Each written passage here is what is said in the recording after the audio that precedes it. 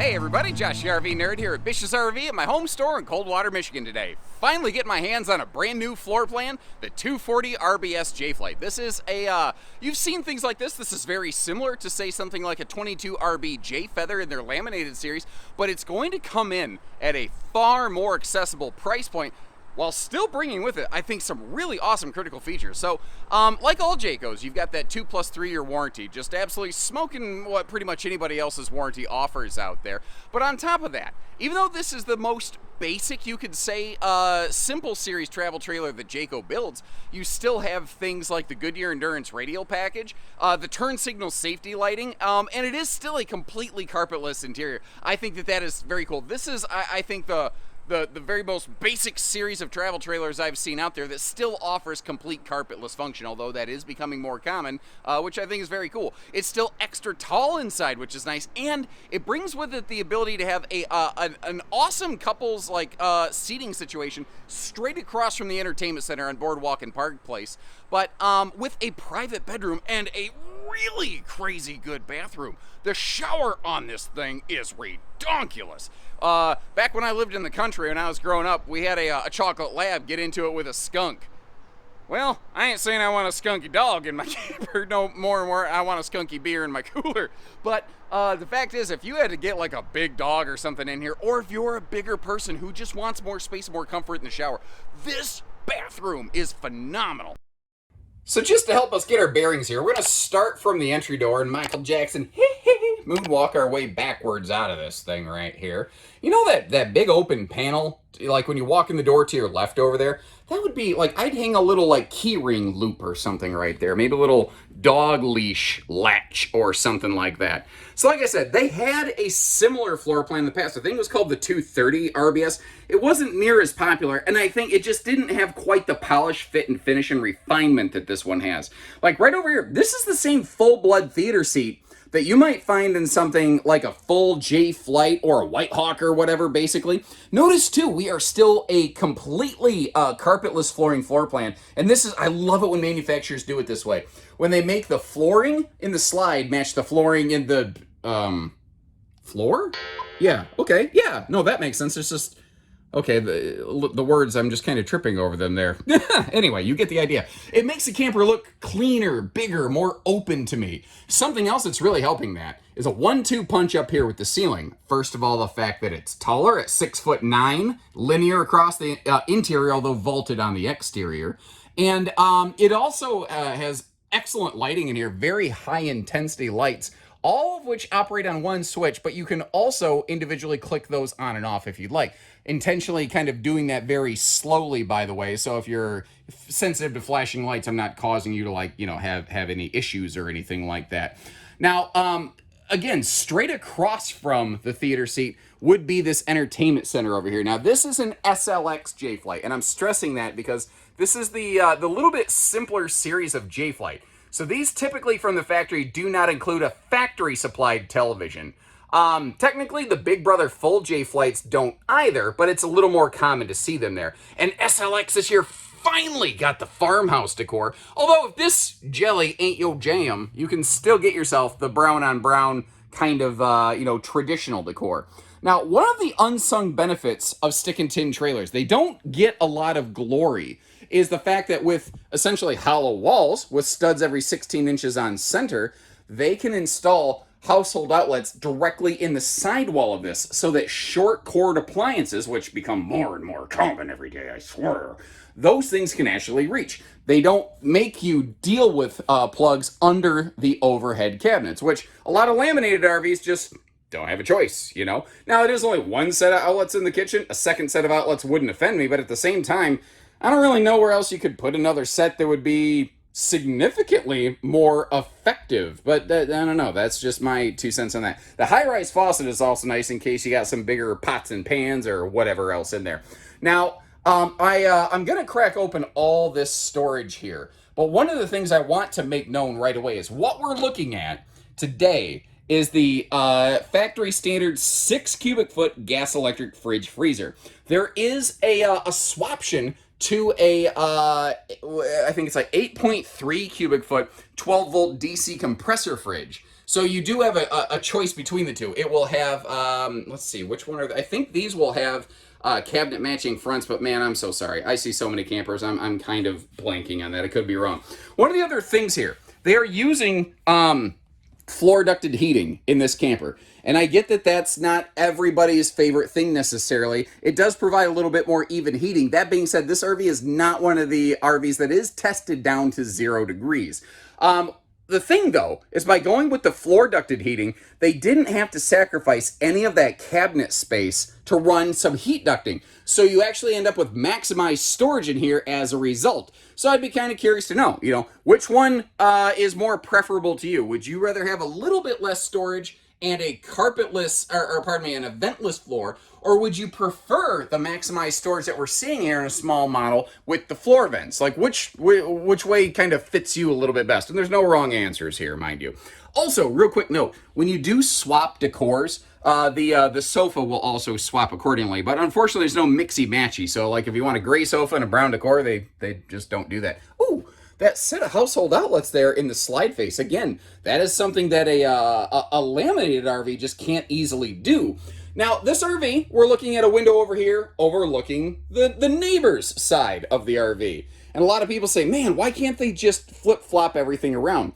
If you look at this floor plan, and if you look at where the slide is located in relation to the entry door, that's actually the answer. You can't just overlap a door and a slide. It doesn't work. So this is a camper that if you're really curious about what's going on outside, you're probably going to be going, outside. Big sliding privacy door up here to the master bedroom is really nice. Now, we looked at a theater seat back here. I have to double check. I'm about 99.9% sure there is a hide-a-bed sofa swaption in case you are so inclined, if that would be a little bit more of your preference there. So the private sleeping up here, some people just like that. But if you're going to have a guest, it is nice to have that little cutoff there. Now, when the video began, I mentioned this is a Camp Queen bed, and I do feel that there's enough room for a true queen in there. I am a person who is more and more becoming a member of the True Queens Only kind of, camper movement. True Queens Only, depending on what street you're on in New York City. That might actually mean something different. But never mind all that. What are we looking at here? They did an interesting thing with their storage. They have a hanging wardrobe tower on one side and a dresser on the other. But then you do have an easy lift bed storage trunk down below here. And I like how they've, Jayco about a year ago finally started separating their inside versus outside storage compartments right there. Previously, that's not something they did. And it just felt a little bit wide open. Now, you may have already noticed we have a solar charge controller over here. One of the other options that you have available on this is we can get a factory battery tending solar package. Now, what's cool is there's a 100-watt panel up on the roof right now. If you see this, you already know there's a 100-watt panel on the roof. It's telling us that we're charging right now. Battery's a little bit low, but that's because the battery box I have in this isn't a full true battery. This is also 30 amp. What that means is that if you want to expand on that factory standard 100 watts, you can do that without needing to necessarily change out your charge controller. Keep in mind, though, you might need to bulk up some wiring depending on how crazy you do want to go with some solar stuffages. Attention Kmart shoppers, we have ourselves a blue light special on peas above the bed. Again, that is a blue light special on peas above the bed. And a quick point of view look, like I sat on the sofa and looked around for you. If you lay down on the bed, this is kind of what that looks like, by the way. And this is tall enough up here. If you do sit straight up, you will not knock your noggin on that. That is one of the benefits of having a little bit taller ceiling here. Now, something else I didn't mention, I'm going to focus back in on this when we go outside. That's a weird spot for TV hookup. I get it, and it only flat mounts. However, there are swing arm mounts for what's called this key block system here. So if you wanted something that could fold away for transit, but pivot toward you at night, you could do that. Also, that same mount right there mounts on the outside of the trailer. So if nothing else, that can simply be a good shipping location for an outside TV. Maybe you don't care about TV at night. Maybe you just like to have something playing on the outdoors. Oh, cool little detail. I forgot to talk about this. I forget a lot of times. But they're using a Furrion stove here. One of the cool things about a Furrion, when you go to turn on the oven, you will actually have to spark it a couple times because it will not start pumping gas into the oven until it detects a spark. It's a neat little safety feature that they do there, so you can't inadvertently turn this thing into a bomb. You know, that's not the way anyone wants to spend their camping weekend. You also have your choice between the standard 13,500 BTU air conditioner and a full-on 15,000. Another thing, when you first get to your campsite, here's a little pro tip for you. You can flip these vents open. It'll drop about 60-70% of your cold air right here, and then you can close those to start redirecting air through the the private rear bath, the private front bedroom, to help keep everything cooled off. Now with the sofas, you might have been wondering, where do I eat? Well, thankfully this comes equipped with its own WWE portable picnic table that you can jump off the top rope and elbow drop, brother, although I wouldn't recommend doing that. Cool thing though, with that being free floating, you can always take it outside, which is awful darn handy. But like I said, this bathroom back here, this is legitness. This is huge. First of all, look at the space around this thing. It is large. It is in charge. If I'm not super fluffy, but I'm long-legged. If I was a little bit fluffier, I would fit fine. But this shower, it is so big, it's practically a square. It is still technically, well, even a square is rectangular, I do suppose, but you get the idea. You get what I'm saying. It's huge, and thankfully, since this is a taller sidewall camper, there's extra headroom in here, where if you are a tall drink of water like myself, over 6 foot, you're not going to smack your head in this thing. That's the reason why people will go, Josh, what do you camp in? I actually tend to camp in a J-Flight when I do get the unfortunately rare chance to go camping. Now, it's kind of interesting because I'm noticing that the storage here in this bathroom doesn't go all the way back. But at the same time, if it did, I don't know that you'd really be able to readily reach it, you know? We got the dollar store 4-inch fart fan up here, although in this class and category of RV, that doesn't really surprise nor offend me. Something I like to ask everybody. I like to ask, what's your favorite thing on this, and what is the one thing you'd change given the opportunity? The one thing I would change is that it's just a mirror on the wall. It's a mirror on the wall, and I wish it had some storage there. But I'm going to give them credit. At least they didn't do something like a goofy double sink back here, and there can be some benefits to a double sink, but in this layout, the only purpose a double sink would serve is if you had a little kid who had to stand on the toilet to spit into the sink. And frankly, if I'm going to have a little kid with me in a couples camper, I'll just bring a little step stool for when it's time to do something like that. The fact here, though, it is just an awesome chunk of counter space. You might notice, though, there's not storage below it. That's because this has a little mini kind of camp kitchenette on the outside of the RV that we'll get to see in a minute. But first, let's close up the slides and check her out in road mode. Yeehaw! What you're seeing here is pretty common for this floor plan in terms of traveling access. You're going to lose the bedroom in transit with the slide closed. Now, so, it's not naptastic for a travel stayover, but if you're making a travel stop, you see how the drawers to the floors, the refrigerator, all of the kitchen storage is available and accessible. And here's an idea. If you wanted to, you're like, I don't need to sleep in it. I just need to get it packed up, but I don't have a lot of space to open the slide. It's a rack and pinion slide out. So if you had to just tap the button for 6 or 8 seconds to open it enough to slide through, you could do that here. So this one has snack and crap access, but it is not naptastic for a travel stayover. Oh my gosh, what a beautiful day. It's like 80 degrees, a cool breeze kind of flowing through. This is the kind of day where I get jealous of the folks who come through. I'm recording this on a Friday, yeah, we're going out for the weekend. I just need some toilet paper out of your parts store there.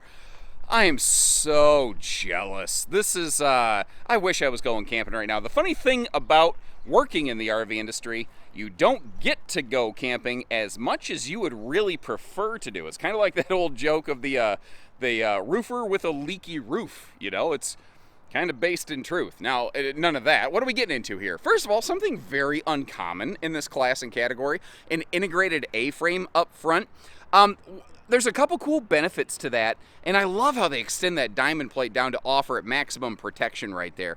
But the integrated A-frame, what it's doing is it's the reason this RV, it's taller inside without being exceptionally tall outside, because they're not bolting the trailer on top of the frame and lifting everything up, you know. The other cool thing about that is it actually lowers the center of gravity, because what we're doing is we're not raising the roof, we are lowering the floor. That's one of the cool magic points on this. Now notice, I wanted to get you over on this side because they're using a big full-size baggage door on both sides of the camper. And it's easy to get in and out of that thing because it's got the handy little magnet hold back here. Now, they are using the old classic silvery twist and shout latch system right here, but they are also using a handy-dandy key-like system. So you're not a member of the 751 Key Club. And that's one of those things, if you know, you know. Basically, most RVs are built with the exact same exterior baggage door key, and this is one of the ones that's not. We are also prepped and ready for rear and side view cameras, but I mentioned that turn signal safety package. What if you flip on your turn signal? Does that mean, because those cameras get their power usually off the lights, does that mean that the camera's going to blink in and out? Well, the short answer is no. They actually run two separate power lines there. Now, you can see how this is built with the optional enclosed underbelly. You may also notice not every brand nails this. This is a single sewer outlet camper. There are a lot of times when an RV builder will build a kitchen in front of the axles and then a bathroom behind the axles, and very rarely do they task the engineering department with basically plumbing all of that to one single sewer outlet. Now, sometimes, depending on the arrangement of the camper, it is just not possible. On this one it is, and on this one they did accomplish that. You may have also noticed as I moved around the backside here, both a hot-cold outside sort of camp utility shower as well as a black tank flush. Now, things like that, things like the optional ladder on the back, the better Goodyear endurance radials, these are features that you commonly associate with a fancier, higher class, higher budget kind of camper that you're getting here at what Jayco calls their starter class, which is still in a sense you know, heads and tails above what a lot of brands do offer. Now, we can sit here and we can argue semantics. We can say there's no sink, so maybe this doesn't qualify as an outside camp kitchen. We'll call it a little utility station then, whatever name you want to apply to it. I don't try to put too much, you know, in the way of just labeling things. We do have ourselves, since it is coming off the side, that is a propane cooker hooker, although it's right on the back side of the camper right here. So if you do want to bring along some kind of outside grill situation, you can use the RV's existing propane systems to power that.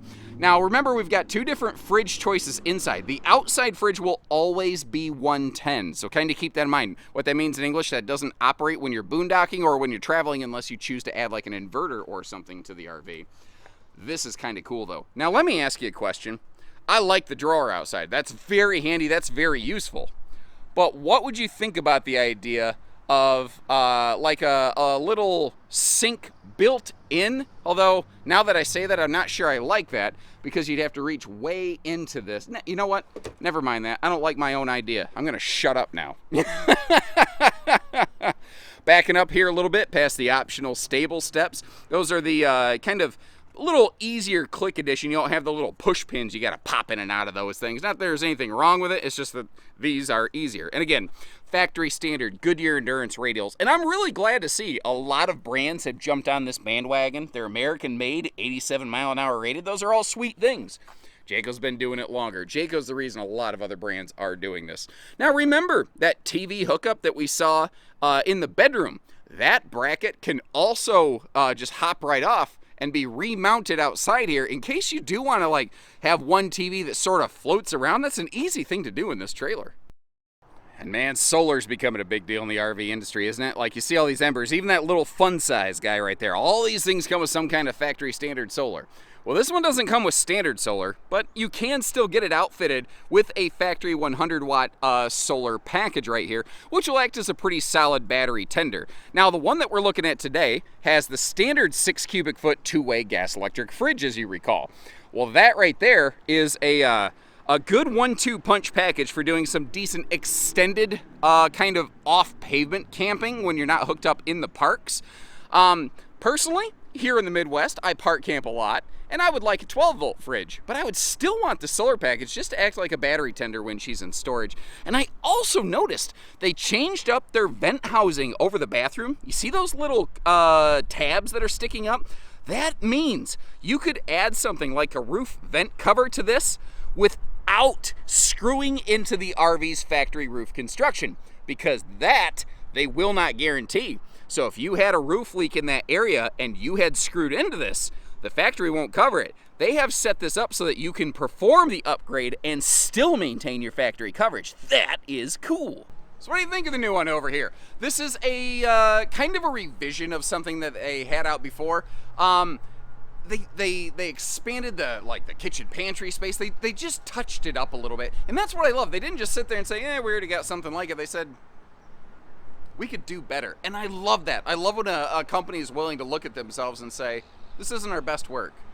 We could do better. I'm talking in circles here. I'll leave you a link in the video description for pricing and availability, and a quick note here. What we're looking at is an Indiana-made Eastern production unit. It is very possible that if you're a little bit out west or down south in the country, the RVs that you get from Jayco out of Idaho, maybe like the Rocky Mountain Edition stuff, might look and be equipped a little bit different, but the general structure and features that we've shared here, that will be the same no matter what. So, folks, as always, I appreciate your feedback. Let me know what you think. And take care, stay safe, have fun, and we'll see you on the next one, everyone.